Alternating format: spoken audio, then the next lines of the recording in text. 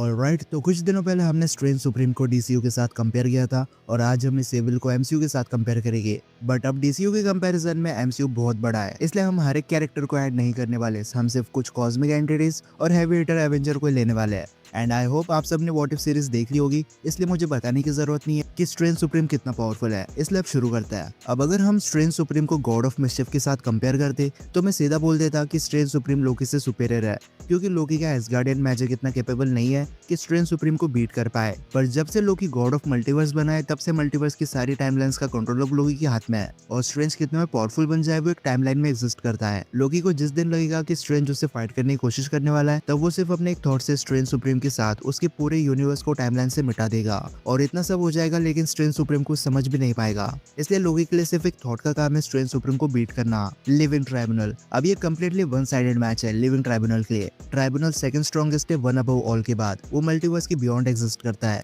और ये एक जज है, इसलिए वन अबव ऑल और बियॉन्डर्स को साइड रखे तो ये किसी भी बीइंग और कॉस्मिक एंटिटीज को पनिश करके उनका एग्जिस्टेंस मिटा सकता है। स्ट्रेंज सुप्रीम की पावर्स गॉड लाइक है, लेकिन आखिर में एक मॉर्टल ही है, जबकि ट्राइब्यूनल पर स्पेस टाइम डायमेंशनल मैनिपुलेशन काम नहीं करते। और जब स्ट्रेंज ट्राइब्यूनल के सामने आएगा, वो हैंड टू हैंड फाइट नहीं करने वाला, ना ही कॉस्मिक वर्सेस मैजिक फाइट होगी। ट्राइब्यूनल सिंपली एक जजमेंट पास कर देगा कि स्ट्रेंज मल्टीवर्स के लिए एक थ्रेट है और मल्टीवर्सल अथॉरिटी होने की वजह से स्ट्रेंज उसके सारे डीमंस के साथ खत्म हो जाएगा। इसलिए स्ट्रेंज सुप्रीम कभी नहीं जीतने वाला ट्राइब्यूनल के आगे।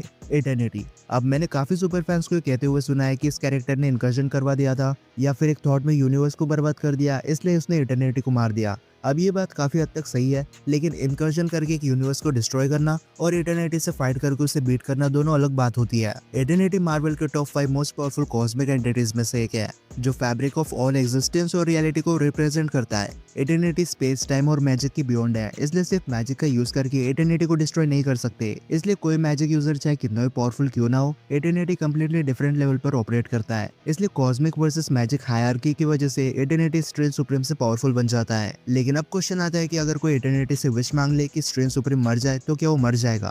तो जैसा कि मैंने पहले भी कहा, मार्वल में कॉस्मिक लॉस मैजिक से सुपीरियर है, इसलिए इटर्निटी अपने थॉट से स्ट्रेंज सुप्रीम को इरेज कर सकता है। ये बात अलग है कि अगर स्ट्रेंज सुप्रीम को इटर्निटी के विश प्रोसेस में लूपहोल मिल जाता है, तो अपनी डेथ से एक स्पेसिफिक टाइम के लिए रेजिस्ट कर लेगा, बट स्टिल एक रॉ बैटल में इटर्निटी स्ट्रेंज सुप्रीम को बीट कर देगा। अब वैसे तो बहुत सारे सेलेस्टियल एग्जिस्ट करते हैं, लेकिन आर्शियम सबसे फेमस है क्योंकि एक जज है, इसलिए इसके पास अथॉरिटी है। अगर कोई लो लेवल कॉस्मिक बीइंग या फिर इटर्नल गलती करता है तो ये उन्हें पनिश कर सकता है।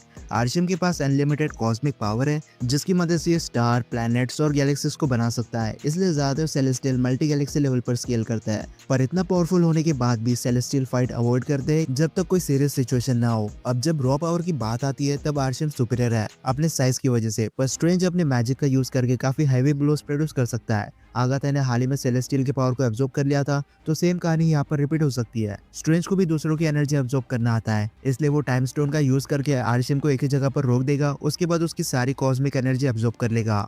ये बात अलग है, ऐसा करने से सारे सेलेस्टियल स्ट्रेंज सुप्रीम के अगेंस्ट हो जाएंगे, लेकिन एटलीस्ट स्ट्रेंज ने आर्शियम को तो मार ही दिया। अब वॉचर्स मल्टीवर्स की सबसे पावरफुल रेस से बिलोंग करते हैं। बेसिकली इनका काम होता है मल्टीवर्स में झांकने का। बट अभी तक हमें 3 टाइप के वॉचर्स देखने मिले। First guardians of the Galaxy में, लेकिन ये फेटलेस बीइंग है तो इन्हें हम कंपेयर नहीं कर सकते। सेकंड वॉचर दिखा व्हाट इफ सीजन 2 में, और स्ट्रेंज सुप्रीम और वॉचर दोनों इक्वल थे पावर लेवल में। लेकिन जिन वॉचर्स को हमने सीजन 3 में देखा वो थोड़े मैच्योर थे, इसलिए इनकी पावर लेवल भी ज्यादा थी। इन्होंने इजीली इन्फिनिटी अल्ट्रॉन को मार दिया था और अकेला वॉचर इन्हें बीट नहीं कर पाता। इनके पास इस लेवल की एबिलिटी है कि ये किसी भी बीइंग को मिटा सकते हैं उनके सारे वेरिएंट्स के साथ, और ऐसा कुछ स्ट्रेंज सुप्रीम नहीं कर सकता। ये तीनों स्ट्रेंज सुप्रीम के यूनिवर्स में थे, इसलिए इनकी एक नहीं चली। लेकिन अगर स्ट्रेंज अपनी ह्यूमन या डीमन फॉर्म में होता, तो एक टाइम के बाद ये तीनों मिलकर उसे ओवर आउट कर देते। इसलिए अकेला वॉचर स्ट्रेंज सुप्रीम को बीट नहीं कर सकता, लेकिन अगर ये टीम अप कर ले तो स्ट्रेंज सुप्रीम को बीट कर सकते हैं।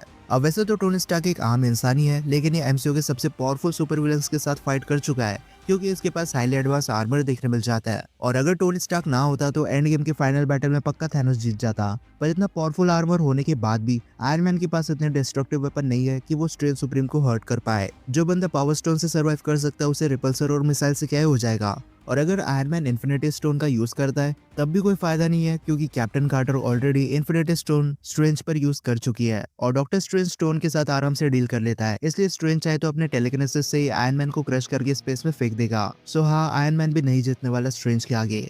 अब ये फाइट वैसी ही होगी जैसे कैप्टन कार्टर और स्ट्रेंज की लड़ाई चल रही थी, लेकिन फर्क इतना है कि कार्टर के पास दुनिया भर का प्लॉट आर्मर है जो कैप्टन अमेरिका के पास नहीं है, और शील्ड को ब्रेक करना स्ट्रेंज के लिए कोई बड़ी बात नहीं है। इसलिए क्या फाइट स्टार्ट होती है शील्ड फेंकेगा, लेकिन स्ट्रेंज एक तो उसे टेलीपोर्ट कर देगा, नहीं तो तोड़ देगा। इसके बाद कैप्टन सिर्फ अपने फिजिकल अटैक्स कर सकता है, बट अगेन पीक स्ट्रेंथ काफी नहीं है मैजिक यूजर को बीट करने के लिए, इसलिए सिर्फ हैंड टू हैंड फाइट के भरोसे रहकर के आप कभी नहीं जीतने वाला। अब जिस थॉर को हमने लव एंड थंडर में देखा था वो अपने पीक पर था, मतलब थॉर आगे भी जाके पावरफुल बनेगा, लेकिन जितनी बार अभी तक हमने थॉर को देखा है उसके कंपैरिजन में लव एंड थंडर वाला सबसे सुपीरियर था। ये फिजिकली काफी स्ट्रॉन्ग था, थोड़ी बहुत ओडिन फोर्स भी यूज कर रहा था, स्टोन ब्रेकर जैसे वेपन कैरी करता है, और म्यूनर है जो शैटर होकर फिर से जुड़ गया, और अब म्यूनर के पास न्यू रेंज ऑफ अटैक्स है। पर इस बैटल में थॉर की सिर्फ एक वीकनेस देखने मिल जाती है कि थॉर अपने रॉ स्ट्रेंथ पर काफी ज्यादा डिपेंडेंट है, इसलिए थॉर बैटल के टाइम पर अपने फुल पोटेंशियल यूज नहीं कर सकता, और यही चीज स्ट्रेंज सुप्रीम के लिए काफी बड़ा एडवांटेज बनकर सामने आएगी। स्ट्रेंज अपनी ह्यूमन और डीमन फॉर्म दोनों में इतना कैपेबल है कि थॉर की लाइटनिंग स्ट्राइक से सर्वाइव कर जाएगा।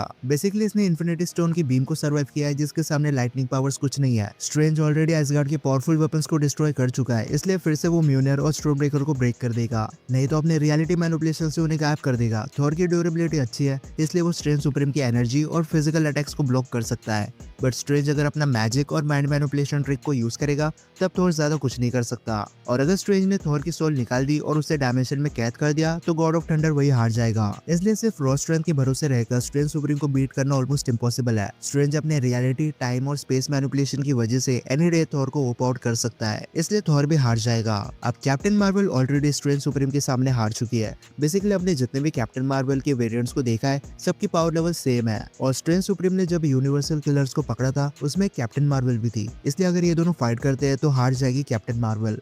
अब मल्टीवर्स ऑफ मैडनेस के दौरान डॉक्टर स्ट्रेंज ने डार्क होल्ड पढ़ ली थी, इसलिए उसे थोड़ा बहुत पावर अपग्रेड तो मिलाई और उसकी तीसरी आंख भी खुल गई, बट स्ट्रेंज सुप्रीम ऑलरेडी अपने बेस वर्जन को एब्जॉर्ब कर चुका है, तो सेम कहानी मेन यूनिवर्स में भी हो सकती है। स्ट्रेंज सुप्रीम की स्पेल्स और एब्जॉर्प्शन एबिलिटीज ज्यादा बेटर है, इसलिए वो इजीली उसे बीट कर सकता है। ऊपर से स्ट्रेंज सुप्रीम के पास टाइम स्टोन है, तो अगर उसने टाइम मैनिपुलेशन यूज कर दिया तो मेन यूनिवर्स स्ट्रेंज कुछ नहीं कर पाएगा, क्योंकि इसके पास अब टाइम स्टोन नहीं है। इसलिए डॉक्टर स्ट्रेंज अब इतना कैपेबल नहीं है कि अपने इविल वर्जन को बीट कर दे। अब प्रोफेसर हल्क का तो कोई चांस नहीं बनता यहाँ पर जीतने का, लेकिन इनक्रेडिबल हल्क बहुत ज्यादा स्ट्रॉन्ग था, और थॉर के बाद हल्क के पास बहुत अच्छी स्ट्रेंथ फीड देखने मिल जाती है, बट स्ट्रेंथ काफी नहीं है स्ट्रेंज सुप्रीम को बीट करने के लिए। मैंने कई बार इस बात को मेंशन किया है कि एक ऐसा बीइंग जो सिर्फ फिजिकल फाइट करता है वो कभी एक मैजिक यूजर को बीट नहीं कर सकता, क्योंकि मैजिक यूजर का नेक्स्ट मूव क्या होगा वो किसी को नहीं पता होता है। स्ट्रेंज चाहे तो हल्क की सारी गामा रेडिएशन को उसकी बॉडी से निकाल कर फेंक सकता है, जिसकी वजह से हल्क अपनी ह्यूमन फॉर्म में आ जाएगा और फिर से ट्रांसफॉर्म भी नहीं हो पाएगा, या फिर हल्क को किसी डायमेंशन में ट्रैप करना बहुत इजी है उसे बीट करने के लिए।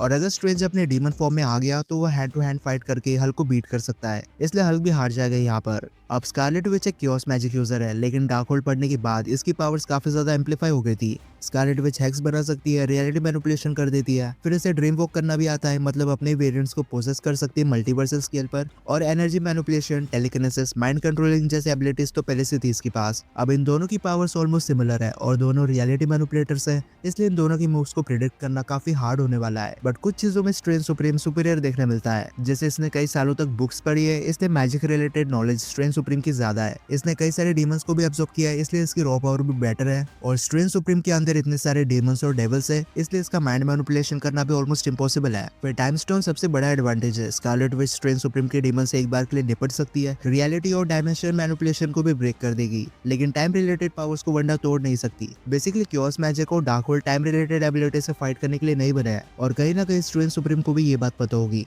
इसलिए जब वो देखेगा कि स्कारलेट विच रियलिटी मैनिपुलेटर है वो सीधा टाइम स्टोन यूज कर देगा। इसके बाद स्कारलेट विच हेल्पलेस हो जाएगी, फिर स्ट्रेंज क्योस मैजिक अब्सॉर्ब कर लेगा, या फिर हेवी लेवल का रिचुअल फॉर्म करके स्कारलेट विच को एग्जिस्टेंस से मिटा देगा। इसलिए अभी के लिए स्कारलेट विच नहीं जीतने वाली। अब ज़्यूस एक स्काई फादर है, वही सेम लेवल जिस लेवल पर ओडिन हुआ करता था। ये बात अलग है, ओडिन ज्यादा सीरियस नेचर लेकर चलता है और उसके पास ज्यादा फीट्स है, इसलिए वो पावरफुल दिखा देता है, पर लॉजिकली ये दोनों सेम लेवल पर है। अब ज़्यूस के फीट्स के बारे में तो हमें नहीं पता, बट ये ओलंपस का किंग है, तो अपने यंग डेज में काफी पावरफुल रहा होगा। इसके पास थंडरबोल्ट देखने मिल जाता है जो ओलंपस का सबसे पावरफुल वेपन है, और थॉर के हिसाब से एंटायर आर्मी के बराबर है। इवन ज़्यूस खुद इस हथियार से नॉकआउट हो गया था, पर स्ट्रेंज सुप्रीम ओडिन के गंगनेर और म्यूनियर को डिस्ट्रॉय कर चुका है, इसलिए ज़्यूस अगर उस पर थंडरबोल्ट फेंक के मारेगा तो उसका वही हाल होगा जो गंगनेर का हुआ था। और ज़्यूस के पास कोई फिजिकल या मैजिकल फीट्स नहीं है, इसलिए ये बताना काफी मुश्किल है कि वो थंडरबोल्ट के बिना फाइट कैसे कंटिन्यू करेगा, इसलिए ज़्यूस हार जाएगा स्ट्रेंज सुप्रीम गेम के आगे। लेकिन इसी के साथ ये बैटल यही खत्म होती है। अब अगर आपकी कोई ओपिनियंस हो तो मुझे कमेंट सेक्शन में बता सकते हो, और अगर आपको लगता है किसी कैरेक्टर को आज की बैटल में होना चाहिए था तो वो भी मुझे कमेंट सेक्शन में बता सकते हो। तो मैं बोलता हूँ आपसे अगले वीडियो में, तब तक गुड बाय।